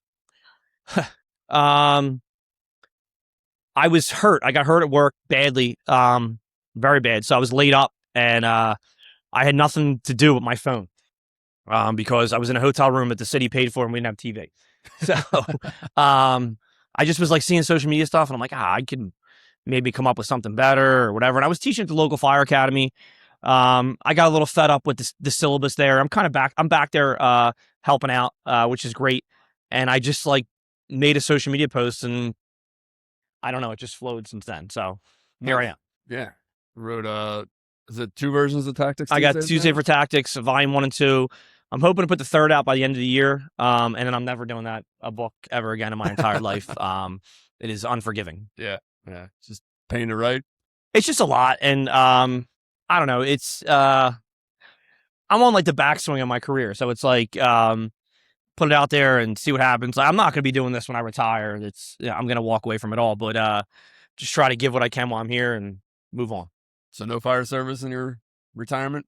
I'll probably volley somewhere, but I don't know how great of a volunteer firefighter I'll be because I'll probably only show up for house fires, and it's got to be like good notes for me to show up. So yeah, I just it's I think one of the things about the fire service that people get misconstrued is like it's not about you, it's about the fire service. So like make your impact while you're here, and then it's like a wheel, just move on and keep it going. Yeah, but you want people to move up and have the opportunities that you've had. And I've had a great career. I have no regrets. And I'm excited to see what the next chapter of my life brings. We're about 5 years from it, so I'm starting to plan for it. Excited. We'll see what happens. Nice. Hopefully the Flyers hire me. Yeah. Anything on the horizon for Eckerd Fire Tactics? You guys are still doing the conferences and stuff? Yeah, so I'm kind of picky and choosy just because of my life. Single dad, I have 4 kids, so they keep me very busy. We kind of go where it's a little bit easier for us to be. This isn't bad for us. And yeah, I mean, we're out there, but we host our own programs in Westchester, Pennsylvania. I open it up to the public. We do about 4 of them a year. People come to me. I kind of run my own thing. I like doing my own thing, not like in a conceited way or being an asshole, but it's easier for me to manage. Yeah. This is actually the best conference I've done for hands-on. Everybody's so amazing, from the guys from Adams to Cranberry. They're just good people. So they're very inviting and take care of us. So I'll do this as long as they'll have me. Yeah. It's a great conference with great people and a lot of good things coming out here. And I do a lot of work in Pennsylvania. So, yeah, we appreciate you coming. It's cool to get some names out here. It's some good tactics from the east side of the state. Yeah, it's I try to bring what we do at work, good, bad, or indifferent. A lot of what I teach is the mistakes I've made in my career. Try to get people to learn from them. And nobody's perfect. There's no perfect firefighter. I make mistakes all the time. I'm a human being. So my biggest enemy at work is the radio. I suck at it. I saw that post. People make fun of me all the time. My biggest hater on the radio is actually here teaching for me this weekend. he does not let me forget that I suck on the radio. So Most of the guys you teach with from Camden, or no, I got one guy from Camden. It's funny. I try to get guys from work to come out all the time. They're just not interested. Yeah. Guys, when they're off, they're off. I get that too. Guys from all over, mostly like the Delaware Valley region. So I live like 8 minutes from Philadelphia, so like that whole area. I got a guy from Massachusetts. I got a guy in Florida. So I mix it in, but it's mostly local people. Yeah, that I've been friends with my entire life. If you ever start a business, don't hire your friends. Yeah, I've actually been trying to get rid of my friends, but they just keep falling. Yeah, that's cool, man. yeah. All right. So tail end of your career, 5 more years left. Yes. Any good advice for anybody coming into it nowadays? The best advice I could probably give you is the job's the job, but the people make the job. It's the people I work with are the greatest human beings I've ever met in my entire life. I love every single one of them, and don't be afraid to hang out off duty and explore life with your coworkers outside of work. We have a lot of fun doing that, and we do something monthly. It's just the job isn't about you. It's about the job, and the people is what makes the job. And just pass it on. Pass every ounce of knowledge, every experience, everything you have. Pass it on to the next person. Anybody who walks in the door and wants to be a firefighter, take the time to show them how to be a firefighter. Nice, dude. Amen. And last question: if Sidney Crosby were to be drafted by the Philadelphia Flyers in 2005, would your opinion of him change? No, because he would have been booed and traded. I've never seen anybody take a fall like him. He should get an Oscar for his acting. I can't believe it's one of the reasons why I hate Canada is him. He just takes a dive. He's a con artist. He's not as good as everybody thinks he is. And if he was standing in front of me, I would tell him the same thing. However, I do like Mario Lemieux. I have a lot of respect for Mario. Actually, his first game back from his cancer treatment was in Philadelphia. Yeah, and he got a standing ovation. ovation. So I do like what Mario's done for the hockey in general. But Crosby, I'm sorry, dude. I don't like it. It's okay. It's totally personal too. Like I just don't like it. All right, cool, man. Hey, I appreciate you taking the time. All right, brother. Look forward to your lecture this afternoon. And, cool, man. Class tomorrow. All right, brother. Appreciate it. Later. Back again for Jimmy Ellis Training Weekend 2026. Guy with me now, retired. Yeah, recently, yes. Recently retired. Steve Robertson out of Columbus. Yep. What's been going on? Nothing. Good weekend, man. Packed house, great people, a lot of things going on. Spent the morning, how you doing, man? Spent the morning out getting set up for a Mid-Rise Mayhem program we're running tomorrow and Sunday. So looking forward to that. Is that at the training building? We're out of Cranberry, Yeah. Their training tower. So the program basically is skill stations initially. Usually it's a 2-day format of hands-on, but we're running individual 8-hour days just to expose have more people to be able to be exposed to it. But we work a well hole station, how to stretch a well hole, how to do. We talk a lot about ram hits and velocity of streams and just different things, the unique challenges that the mid-rise is going to bring, because it's not, people want to treat mid-rise as a high-rise and it's not. Yeah. You're looking at 3 to 6 story buildings under 65 feet. And it's, for so long, we've always just looked at it and said, it's just like, don't worry about it, kid, it's sprinkler. If you're watching the intraweb at all, you're going to see the roofs of these buildings are being burned off nationally because we're treating it like a high-rise fire, and it's not a high-rise fire. That's probably the biggest thing. The other thing, there's a couple big pitfalls with them. Number one is void spaces, the amount of void spaces that are in them. And number two is you got a 400-foot hallway. Yeah. How much hose are you taking right now? If you go to a high-rise job and you pull your high-rise packs, how much hose are you taking to the fire floor? 150 feet, right? And you're hooking up to the standpipe on the floor below the fire, right? Yeah. You got to go to the middle of a 400-foot hallway. What are you already? You're short, right? So why did I guess what I'm getting at is, why did you choose to do that when you know you're already short? And the answer is very simple. We haven't given you another option. Yeah, no, that's good. We have not taught you another way to do this. So that's what we try. That's big part of the program is teaching a system. And to be a good system, especially in stretch and hose, it has to be three things: expandable, contractible, and repeatable. If we can't expand the system, if we can't contract the system to make it smaller, and it can't be repeated on a daily basis or multiple times, it's not really a good system. Yeah. And that's what I think the big takeaway of the program is, what we talk about, teaching you how to put 200 feet in the stairwell on the fire. We talk about not using the standpipe because there's a big thing with these buildings that, depending on the square footage of the floor, it may be what we call a 13R system. So the big difference between a 13 and a 13R, that's the sprinkler code. A full 13 system, like here at the Marriott Hotel, metal piping, and it requires an output of water of 0.10 gallons per minute per square foot. A 13R only requires 0.05, half the water. And is that required to be metal piping? It does not Yeah. require metal piping. Yeah. It's PEX piping. None of the void spaces are sprinklered in these buildings if they're 13R. No, it's not good. They're designed as an escape sprinkler. They're not designed to put the fire out. So we have a false sense of security going in there. The other thing about a 13R, you'll see standpipes in them, but they're only on domestic water pressure. So whatever your domestic water is all you're going to get out of that standpipe. Yeah. They don't have fire pumps. Yeah. So there's a lot of pitfalls there that guys just assume because they see a standpipe, there's a fire pump and there's going to be water coming out and we're going to get everything we need. Nothing could be farther from the truth. So what kind of stretches are you talking for not using standpipes? So basically what we teach is this. I like it. When I was at Engine 18, we had one hose load for everything. We used one load for everything we did. And it was a modified Minuteman with a couple straps on it. So with that system, we can expand it, contract it, repeat it.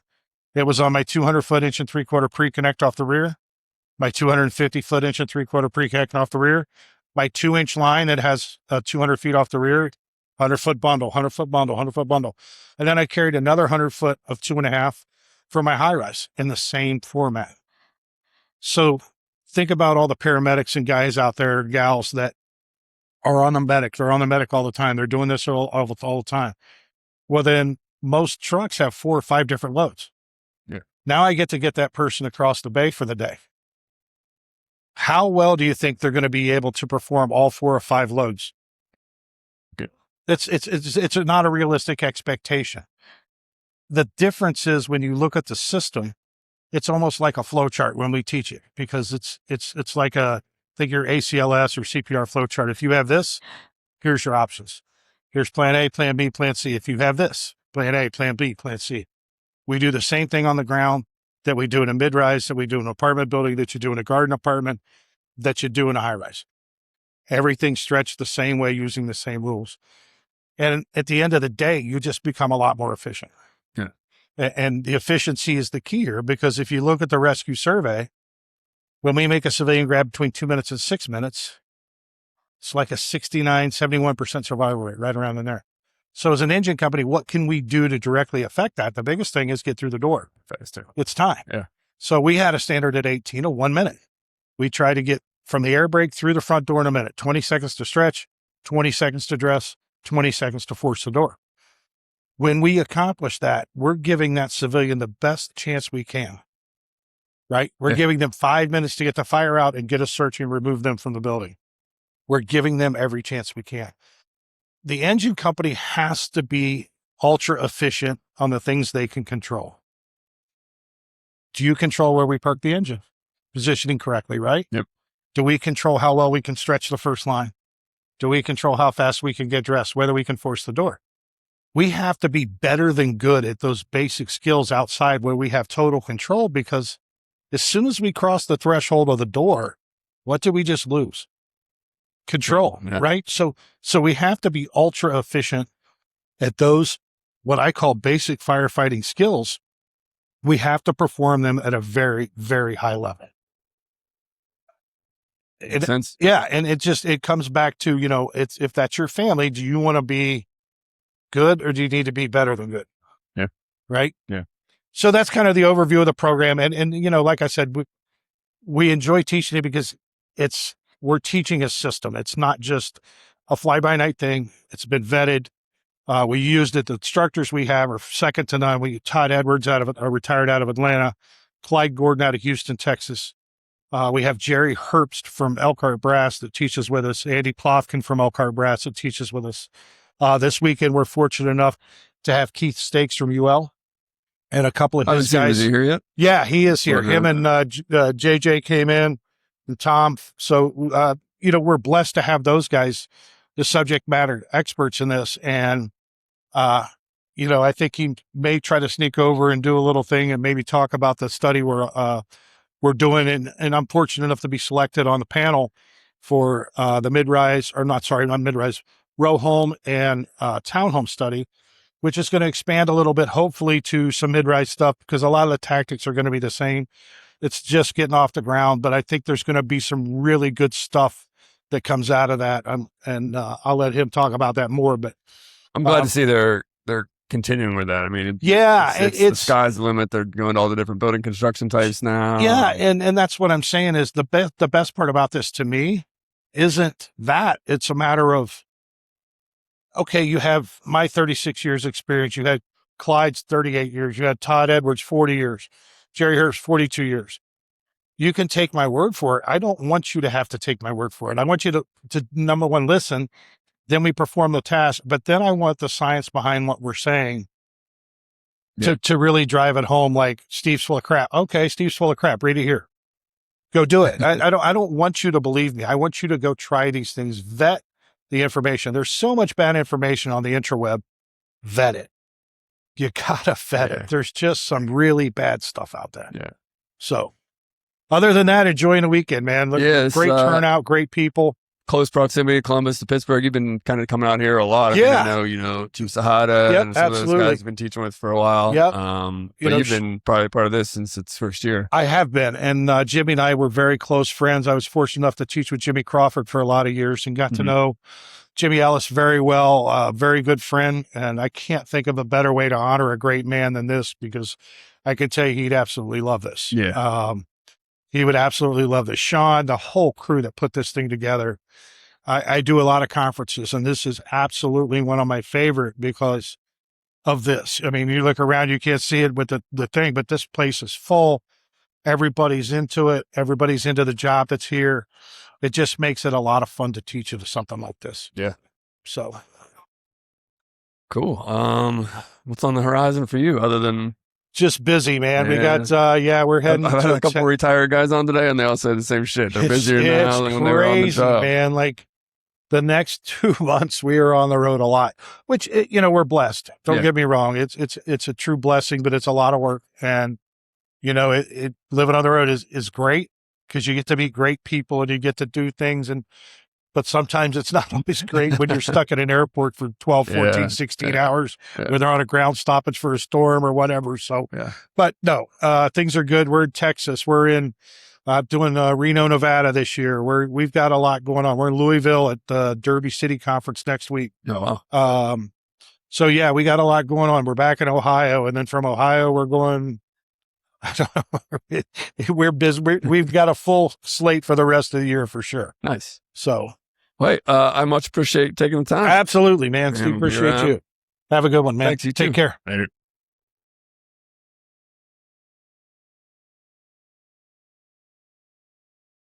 All right, last guest of the day. Wrapping up. Privileged. People are actually. Hi, Sean. We're just getting out of carrying shit. Yeah. That was not the plan. That was not the plan. Wrapping up Friday at Ellis Weekend. Just got done with all the lectures. Bobby Eckert kicked us off there. Entertaining. Yeah. Official hatred for Sidney Crosby, I've learned. Yeah. Loves Lemieux, though. Yes, I did find that. Yeah, you find that out last year. That couple of guys, they were, what are you doing? What are you doing? Wait, what are you doing? Come on, I'm good. I'm drinking coffee here. Coffee. So I got with me now Danny Barr from the city of Pittsburgh and many other places. Ooh. How's it going? I'm all right, man. I'm all right. Yourself? Good. Yeah. A little bit less stressed now. Things are kind of not done, but I mean, they're running. You got the machine oiled. Things are kind of going. Yeah. Yeah. It's done yelling at people for the day. Yeah, exactly. It's first day's done. it's always the first day. I always say the first 24 hours, and initially the night leading in is kind of intense. It's exciting. You run into people, and it's one of those things where I was talking with somebody yesterday. Was there's a lot of people locally, right? Like I know you locally. There's other people I can point out know locally, but then there's all these other folks, the 30, 40 other guys that come in that I know just as well as I know you, and I don't see them on a regular basis. So now you're like, I want to go talk to him. We can talk about this, but he's over there, and I'm not going to see him. So it's like you don't want to feel like you're jaded. Other guys that you see kind of can see or within a driving distance, and some of these guys are states away. Yeah. So I think there's a lot of guys that feel the same way. And I see that with a lot of the FDIC guys that go out there, Crawford, Robertson, and, Andy and many of the other guys, Champo, JJ, all them guys, you run into them infrequently. So you want to get that moment, and everybody's trying to fight for that. It's a wild and interesting. And then here I am walking around trying to get him to sit in front of a camera. I know. Yeah, but you did well. How many did you get so far? 6, 7, maybe 8. I don't know. Excellent. Yeah. I mean, if you're going to be, the best part is you be here later and you catch them when you're drinking. But of course, that could get really haywire. I wouldn't do that one live. I'd do that. Those should be recorded. Those should be recorded. Unless you got somebody back there like me, bleeping out the activities there. But yeah. So this is it's my first time being on a podcast, and so welcome. Yeah, thank you. Cool. For those that don't know you, I met you. I think one of the first times I met you, actually, you probably didn't know it, but you were real hungover. Oh shit! You were teaching when we burned those buildings at La Roche. Yep. Back when Petruzzi and those guys, you were teaching with them, and I remember you got there a little bit late one morning, and you just looked a little under the weather. And then I found out about what happened the night before and the carrying on. Yeah. Sometimes things get exciting. Oh, here comes the fire cart. No, keep going. It's cool. Love the fire cart. They're bringing a fire cart through, ringing a bell. It's good background noise. Go get him. Get the fry runner out there. The hose wagon coming through. Yeah, aim the camera. There it is. The hose wagon's coming through. Yeah. Excellent. That's awesome. That works. Wouldn't be a good Ellis weekend without beers and hose wagons coming through your lobby. No, not at all. Not at all. So, just take me back for a minute. Sure. Was Aetna your first venture in the fire service? Actually, no. No. That it's so interesting because actually the first fire station, when I went to basic training, I was stationed at Fort Benning with a bunch of guys, volunteers, and got talking offside because we didn't want to talk about the military because we're there doing military stuff. And they said, join a volunteer department. When I came back, there was 1-800-FIRE line was on. I don't know if many people remember that, but you'd call and they would hook you up with your closest volunteer department. Well, I knew that Millville was right on the other side of the 40th Street Bridge because I lived in Lawrenceville right behind Now Children's Hospital. And up until a year ago, I lived there for all my life, actually, other than Garfield. And I was like, well, I'm going to try this volunteer thing. Figured out that, and my parents supported me and said, go do it. So I did.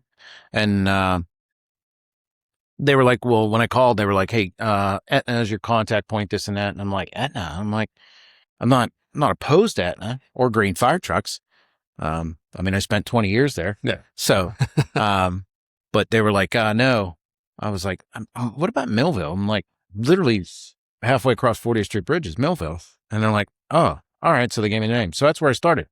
And one of the guys there, Jimmy Tunstall, was there, Carl Kavanaugh, Jimmy Majewski.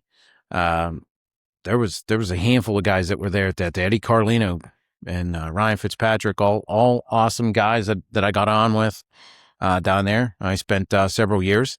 And, as departments go through changes, volunteer departments go through changes at points in time, right? People get married, they have kids, they grow, and I was enough years behind that I was kind of out of the loop.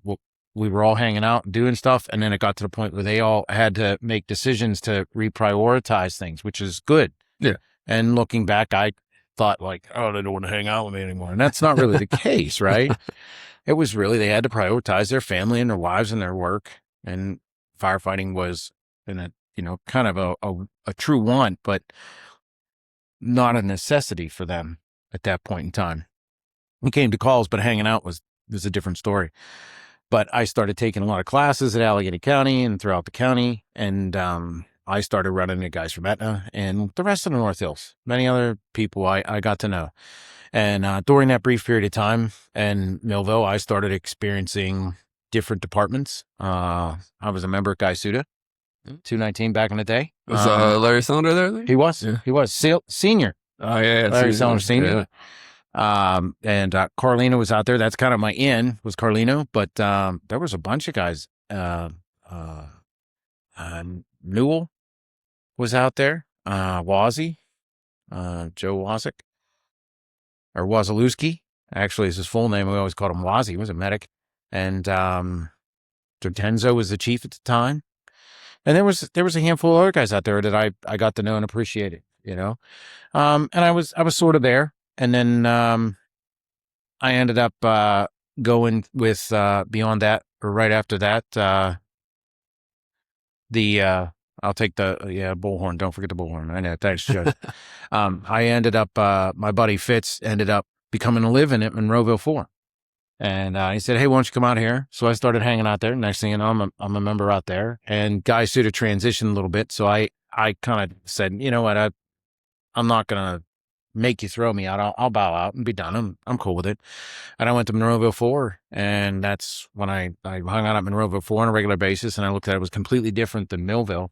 And you know, at that time, it was a faux pas, right? To early 2000s, 2000 to 2005 was kind of a faux pas to be a member. Oh, how can you be a member of two different volunteer departments? Blah, blah, blah, blah. And I was like, well, I'm going there to just try and gather their information. Yeah. And learn from what they're doing. And Scotty's here from Monroeville 4. I saw him running around. He was an officer out there. I got to know him from out there, and several other. I think Doug Cole was the chief at the time. And I know a lot of guys. Eric Lexel was out there, I think, hanging out. He's here. He's now new treasurer of the Fools.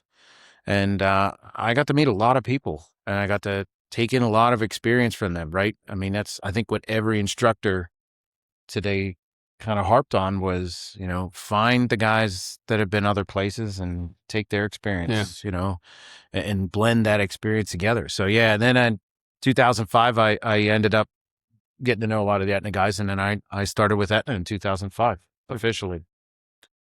When did you get hired in the city? So that's an interesting, it was officially February of 2007. Okay. After a one trip to the sandbox, unplanned, unsolicited, I got the letter in spring, early summer.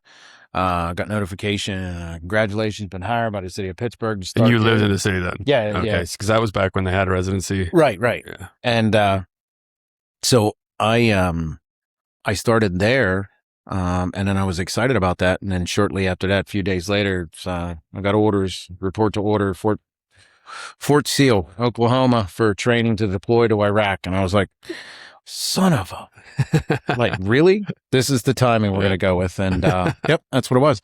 I had to formally file a civil service with them to tell them I want the job, but I can't accept it. I have to deploy. So I went to Balad, Iraq from 05-06. About the same time, actually, what's entertaining is Scotty and I were both in Iraq at the same time in pretty much the same area. Yeah. Huh. Yeah. He was signed special forces, so we can't talk about him. But I was on a Balad Air Base, assigned to a target acquisition battery, which is a radar battery, and my job was communications. So I did computers and helped facilitate that in radios. And our entire focus was supporting tracking incoming, outgoing mortar rounds and alerting, not so much doing the alerting, but providing part of the alerting system, the CRAM system support while they were shooting mortars at us. So that was part of my job. And then 06, I came back. In the interim there, in a wild, weird twist, I was actually an Allegheny County employee for a brief period of time because I worked for 911, Newcom 911. Oh, yeah. Back in the day, leading up to the deployment. And then they got absorbed into the county, and I never quit from Newcom. I just got absorbed in the county for like a couple weeks, and then I went to Iraq, and I came back and sort of worked for Allegheny County again as a dispatch, but then got hired by the city. Did you have to retest it all, or did they like For the city? Yeah. No, they had to hold my position. Yeah, it's like Soldiers and Sailors Act requires that. But Yeah. I had asked about that, and they said, "No, we'll hold your position for a year." And I was like, "Well, I'm going to be gone for a year." And they're like, "We're holding your position." I'm like, "All right." So you'll be getting up there in years. How many years you got left? Well, technically, in February 26th, I'll have 20 complete. So that'll be awesome. Yeah. But I can't, as a city firefighter, it's 50 and 20, and then I can collect. So I got a couple more years. I'll be, 3 or 4 more, and then I can officially have what they call the flip off time. But we'll see what happens, So Your son's standing in front of us, just graduated is. from which county? Prince William County. Prince William County. Yeah. Very nice. Yeah, we'll give a shout out to him. He's his mother and I and the rest of his family are very proud of him. Yeah. We're very very happy that he continued with the process and made it happen. Understandably, he's 4 hours away, but we're extremely proud that he did that. Honestly, it's kind of exciting. Not that he hasn't been a firefighter, because he started as a volunteer down in that with me years ago. I took him along, just like I got the 13-year-old that's running around here dragging equipment around doing stuff. And he took a liking to it. He's seems to be inclined to the tech rescue stuff, which is cool. Nerd. And he's running with it, and I'm happy for him. That's awesome. Now I come from a family of on my mother's side would have been heating and air cooling, and then on my dad's side would have been painters. Yeah. So now he's a second generation firefighter. It's freaking awesome. Nice. Yeah. So what move did Jimmy's influence or anything move you guys up to Adams now? Because he's obviously a volunteer there. You kind of run with them sometimes. I kind of run with them. Yeah. I kind of run with them. Jobs. Where are they going? Well, it can't be anything cool because it's not on the pulse of pointing. Maybe it is. I don't know. They're partially running. Let's see. What do they got? Jobs? Prince William? No, we're not in Prince William. We're not watching Cody. We're going to find what's going on. Carbon monoxide alarm.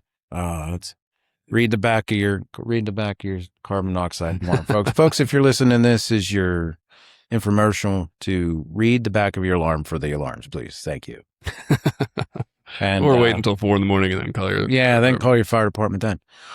But it was a mixed bags of tricks for us to come up. I mean, I know majority of the guys at Adams, and I have a lot of respect for them, and it's a interesting dynamic there, because they're welcoming to anybody, and that's a great thing, right? Because when you have that openness to accept anybody, and there's been departments, I've been to a handful where it's like, well, you kind of have to prove yourself, and that's understandable. But sometimes the proving yourself is well, just because you have paper trail, right? Like, we want to really see what you're going to do, and it's like, oh, all right. And most of the guys that are up there, I've done some work with, active scenes with, and they've seen where I'm at, so they you get that little bit of edge on it in a sense.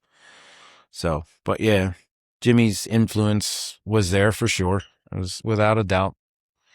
His influence to be there was definitely there. And his passing made it even more. I knew, and personally, there was always discussion amongst several of us for years that Jimmy he'd retired at an early age and somehow become the fire chief for like Butler County in some shape or form. There was no, I just want to go on record saying there's no official paperwork on that, but there was always talk like Jimmy was working towards bigger and better things all the time.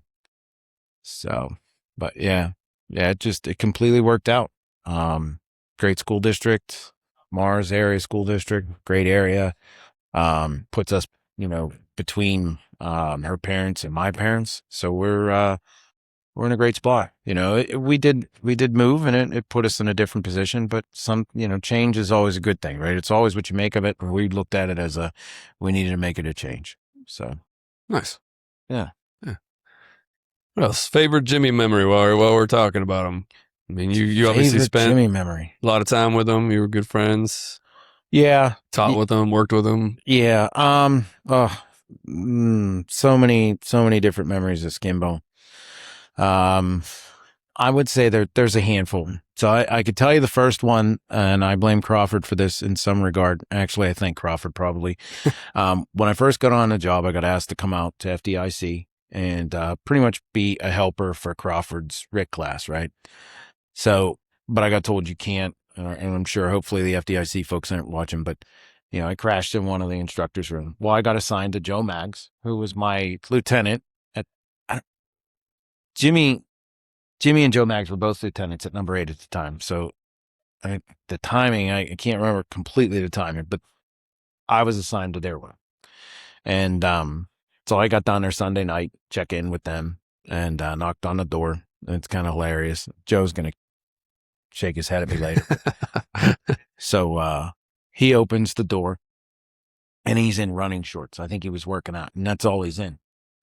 And I love you, Joe. I know you'll see this at some point maybe. But he looks like Teen Wolf like Michael J. Fox from Teen Wolf. Full sweater. Yeah.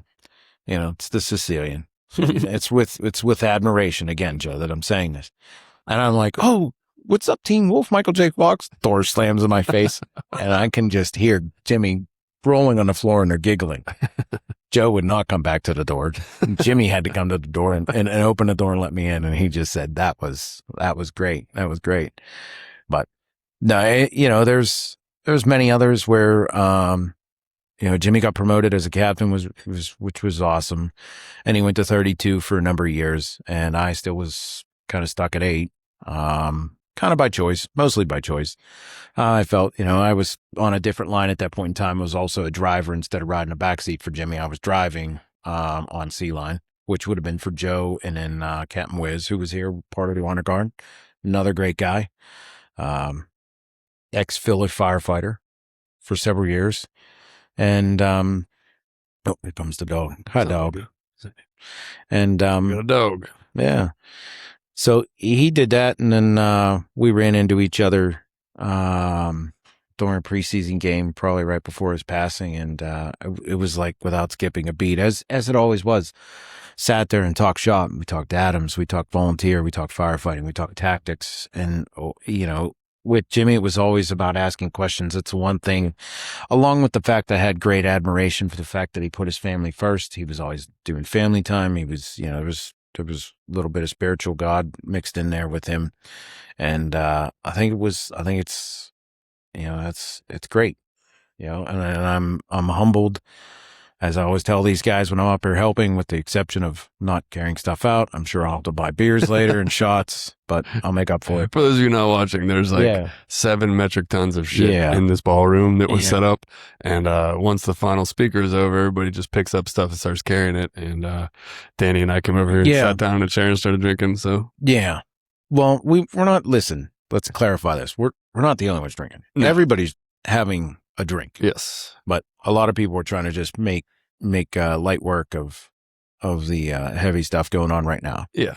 And when you that's one thing I want to say. The when you have the kids, right?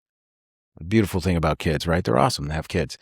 And then you have my kids are now in there. I brought them and now they're in there doing. They're like at a very useful age. Yeah. Yeah. Yeah. So they're doing the work for me. Turn your hat around, you bum. You're a felon. That's what felons do. Turn their hats around. Damn kids, man. If Captain Dugan, if you're watch this at any case in time, you need to come down here and see this young man. I tried.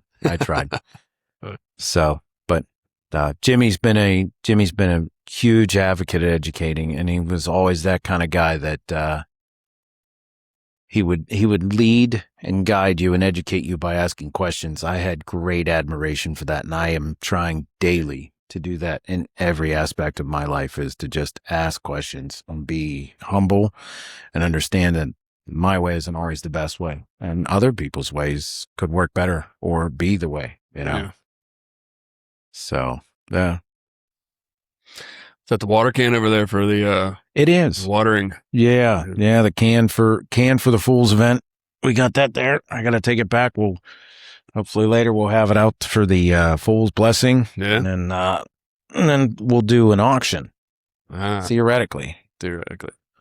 Yeah. We're going to auction off the ability to douse me in Captain and Coke, and maybe we'll see if we can make Hifty for the no plugs there, but we'll make Hifty for the second year. Yeah. Have you seen? Awesome. I got a bunch of our guys bought them. They have it on their online store. It's just a plain white T-shirt. It says "Wealthy Suburban Firefighter." It's gonna be a Lebo thing. There you go. They got a lights out apparel store. They come up with some good ideas. Yeah. So, all right, man. Yeah. We always end with some closing remarks, words of wisdom. You know, you've been in the fire service for a while. Now you raised good kids. One of them's now in it. Yeah. Anything encompassing that you wish to impart? I don't know. Always keep your eyes open, your ears receptive, and your mind and heart open just as much. And close the one thing you have the least of. Right? Engage in conversation. Use that one thing to ask questions so you can receive information, process, determine, brace everybody and hear from them. Everybody's got a little something to give to you, and it takes a village. It takes a village to raise not only just people but firemen. So we all got to do our part. Amen, brother. Well, cheers. Yeah. Cheers. Maybe your coffee. Yeah, here's my coffee. Cheers. All right. Well, we're signing off. All I think that's it from Friday at the Ellis Weekend. I'm taking a class tomorrow, so no podcasting, and I think I'm going to edit together all these little mini interviews and cool. make one episode of, That'd be awesome. Yeah. Until you get a couple more in you, and then we're back here at like 10:50. I just got to open the laptop and hook 19 wires Yeah, up. just don't do live. I think you should probably record anything that happens between now and tomorrow morning should just be recorded and reviewed for prosperity's sakes and see what's worthy. Yeah. So, but all right, thanks, guys. Yeah, no problem, man. Thank you. Appreciate it. Right. That's good. All right. So I just got done editing and compiling all the clips of the interviews from the weekend, and I think it went okay. There's a little glitch with one of the videos, the interview with Jimmy Berry from Florida. For some reason, the video stops at some point.